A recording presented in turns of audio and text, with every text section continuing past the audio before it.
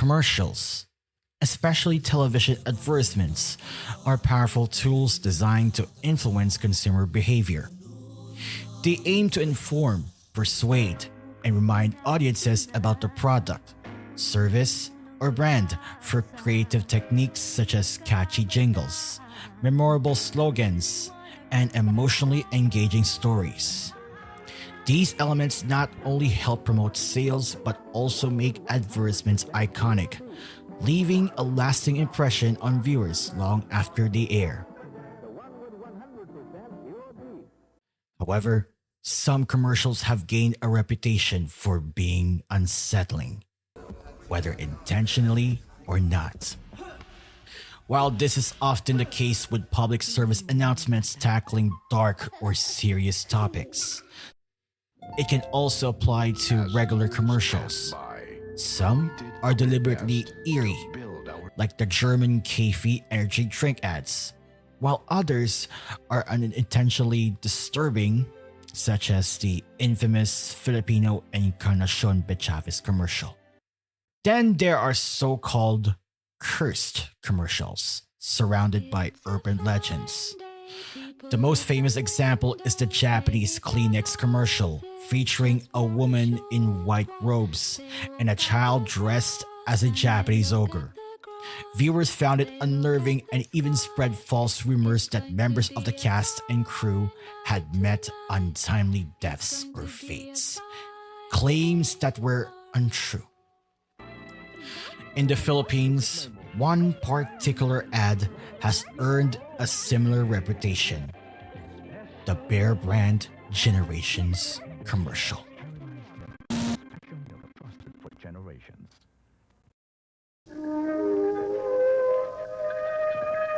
Bear Brand started right here in Switzerland. Bear Brand is a drink and powdered milk brand under Nestle. First introduced in Switzerland in the 1890s, it became available in the Philippines through imports in the early 1900s. Over the following decades, it grew into one of the country's oldest and most iconic milk brands. From Bear Brand of Switzerland. Filipinos fondly refer to it as Gatas Oso because of its recognizable bear mascot, and it has become deeply integrated into Filipino life across generations. Inspired by this legacy, the Advertising and Marketing Associates, or AMA, developed a campaign in 1981 that highlighted Bear Brand's enduring role in Filipino households. They produced the Decades television commercial, which used a series of vignettes to depict how the brand had nourished families through different eras. The ad became iconic for its memorable jingle. I remember yesterday, the world was so young. Bear Brand sterilized milk, so much a part of our lives. By 1988, the campaign was refreshed and relaunched, keeping the same nostalgic theme and jingle.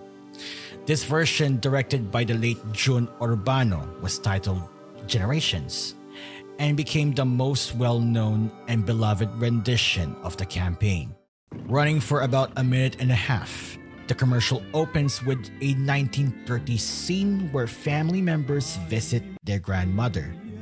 A young boy is told to dance with Lola, accompanied by heartwarming shots of the family drinking Bear Brand milk. As the boy and his grandmother dance, the father captures the moment in a photograph. The scene then transitions to the 1980s. A young girl points to the same old framed photograph and asks the elderly man beside her if he was the young boy in the picture. He smiles and replies, "Yes," revealing that he's indeed the same little boy from 5 decades ago. The story comes full circle when the grandfather begins to dance with his granddaughter, mirroring the moment from his childhood. This version is considered the main and most memorable among several variations of the commercial. The Generations campaign ran from 1988 to the early 1990s before being succeeded by newer ads under the Ideal Family Milk campaign. The concept was reportedly revived in 1999 through a commercial featuring renowned painter Mauro Malang Santos and his grandchildren. While the commercial became iconic among Filipinos for its jingle, heartwarming scenes, and memorable dialogue, it also gained notoriety as the subject of an urban legend.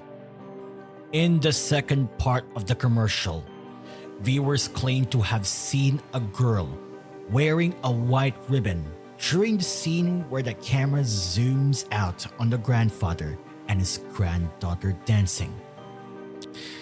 The girl appears to be dancing alongside them, but is mysteriously missing in the final shot.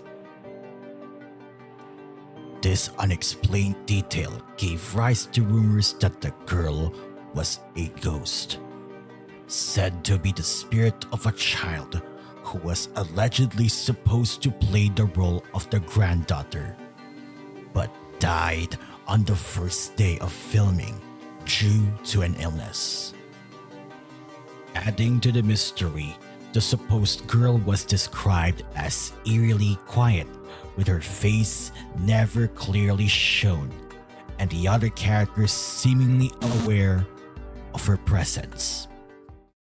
The urban legend likely originated around the time the commercial first aired in 1988, though it remains unclear how it initially spread. Some have even speculated that it may have begun as a clever marketing strategy by Nestle to generate intrigue around the brand. The full commercial was later uploaded to the internet by GCASH on April 20, 2008, including both the 30-second version and the full 1.5-minute version. According to my research, mentions of the urban legend appeared online around 2013 to 2014, particularly on Facebook and an Adobo magazine post. However, it is possible that discussions about it circulated earlier in the 2000s on internet forums, such as on the now defunct Pinoy Exchange Forum. By 2021, the page Isam Mo Ng Patalastas featured information about the campaign and briefly mentioned the urban legend. However, it wasn't until 2023 that the story gained renewed infamy when YouTube creator I.Republic released an analog horror video based on the commercial. The video re-edited the ending and added horror elements, claiming that the mysterious girl was named Sheena Dolorosa, a supposedly real girl whose family no longer remembered her as their daughter. This eerie reinterpretation went viral, fooling many viewers who believed it to be an unreleased or cut version of the original ad. The surge in public interest even prompted Interacción, a Philippine digital news outlet, to publish a feature in 2024 covering the commercial and its associated urban legend. As early as 2013, attempts to debunk the urban legend began circulating. Observers pointed out that the girl in the scene clearly cast a shadow, proving she was not a ghost. The commercial's director, the late June Urbano, also addressed the rumor himself, explaining that the girl was merely an extra who happened to appear in one shot, but was not included in the final scene. Urbano reportedly laughed at how his whole commercial had turned into a supposed horror story, emphasizing that claims of the girl's death were completely untrue and that the tale was purely an urban legend. Expanding on the story, a certain John Christopher Manantal, who allegedly researched the commercial during his college years, claimed that a former production crew member once took to Reddit to shed light on the mystery. According to this account, the second girl was not included in the final scenes because her parents no longer allowed her to continue filming. They reportedly wanted her to focus on school, as the taping had already caused her to miss classes.